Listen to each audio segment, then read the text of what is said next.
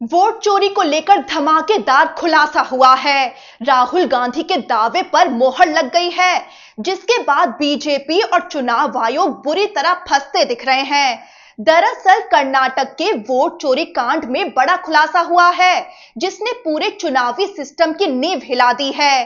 कर्नाटक की एसआईटी ने अपनी जांच में पूरे इस चुनाव में धांधली करने के नेटवर्क को खोल कर रख दिया है। वोट चोरी में अमेरिका कनेक्शन सामने आ रहा है। एसआईटी को ऐसे सबूत मिले हैं जिससे बीजेपी नेताओं पर शिकंजा कसने वाला है। दरअसल राहुल गांधी ने कर्नाटक में ये वोट चोरी का मुद्दा उठाया था, तो ये मामला है कर्नाटक के आलंद विधानसभा क्षेत्र में 2022 से 23 में 5,994 वोटरों के नाम वोटर लिस्ट से गैर कानूनी तरीके से हटाने की कोशिश को लेकर राहुल गांधी प्रेस कॉन्फ्रेंस करके वोट चोरी का हवाला देकर इस मामले को सामने लेकर आए थे, जिसके ठीक 2 दिन बाद कर्नाटक सरकार ने एसआईटी गठित की थी, क्योंकि उससे पहले कलबुर्गी पुलिस की जांच कोई खास इन्वेस्टिगेशन नहीं कर पाई थी। अब इस सनसनीखेज मामले में पुलिस की स्पेशल इन्वेस्टिगेशन टीम यानी एसआईटी ने चौंकाने वाला खुलासा किया है। ये हाईटेक खेल अब पूरी तरह बेनकाब हो चुका है।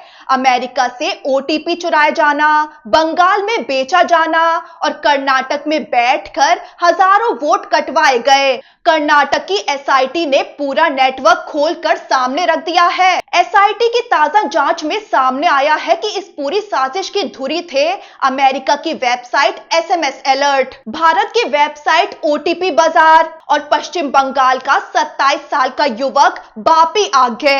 ये है वो खतरनाक चेन जो भारत के लोकतंत्र को हैक कर रही थी। एसएमएस अलर्ट अमेरिका की वेबसाइट वर्चुअल सिम कार्ड बेचती है। ये वर्चुअल सिम भारत के असली मोबाइल नंबरों की डुप्लीकेट कॉपी बना लेते हैं। मतलब चुनाव आयोग जब किसी वोटर को ओटीपी भेजता है, वही ओटीपी असली फोन पर भी आता है और इस नकली वर्चुअल सिम पर भी। ऐसे में वोटर को समझ ही नहीं आता कि अचानक उसे चुनाव आयोग से ओटीपी क्यों आया। उधर भारत की ओटीपी बाजार वेबसाइट इस ओटीपी को रियल टाइम में कर्नाटक के कलबुर्गी के एक डेटा सेंटर तक पहुंचा देता था। फिर वहीं से हजारों फर्जी आवेदन डाले जाते थे कि फला वोटर का नाम हटाओ और हर ओटीपी की कीमत सिर्फ 700 रुपए होती थी। कर्नाटक एसआईटी को मिली जानकारी के मुताबिक कलबुर्गी डेटा सेंटर का ऑपरेटर हर एक ओटीपी के लिए ओटीपी बाजार को 700 रुपए ट्रांसफर करता था।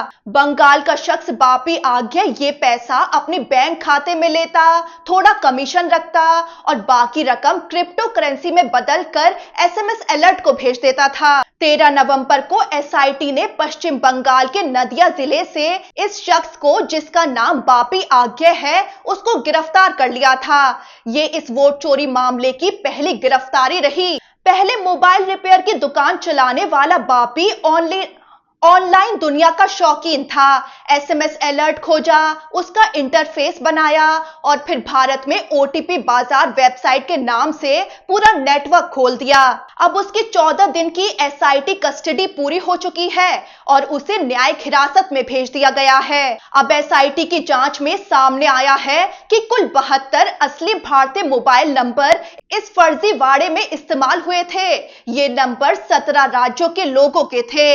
इन्हीं की मदद से चुनाव आयोग की वेबसाइट पर 3000 से ज्यादा फर्जी आवेदन किए गए ताकि 5,994 वोट हटाए जा सके। अब क्योंकि एसएमएस अलर्ट वेबसाइट अमेरिका में रजिस्टर्ड है, अब एसआईटी अमेरिकी अधिकारियों से भी जानकारी लेगी म्यूचुअल लीगल असिस्टेंस ट्रीटी के तहत। बड़ी बात यह है कि कुछ बीजेपी नेताओं की भूमिका पर भी नजर है। एसआईटी को ऐसे सबूत मिले हैं कि कलबुर्गी के कुछ बीजेपी नेता इस डेटा सेंटर की सेवाएं ले रहे थे। अक्टूबर में एसआईटी ने data centre operators Mohammad Akram Ashfaq, 3 अन्य लोगों और 2023 में आलंद से बीजेपी उम्मीदवार सुभाष गुट्टेदार और उनके करीबी लोगों के यहाँ छापेमारी की थी। जांच में यह भी पता चला कि हर गैर कानूनी वोट डिलीट करने के लिए डेटा सेंटर को 80 रुपए दिए जाते थे। वहीं कांग्रेस का आरोप है कि जिन बूथों पर यह खेल हुआ वो ज्यादातर उनके वोटर माने जाते हैं और अब कई रिपोर्ट्स में कहा गया है कि अल्पसंख्यक बहुल सीटों में इसी तरह वोट जोड़ने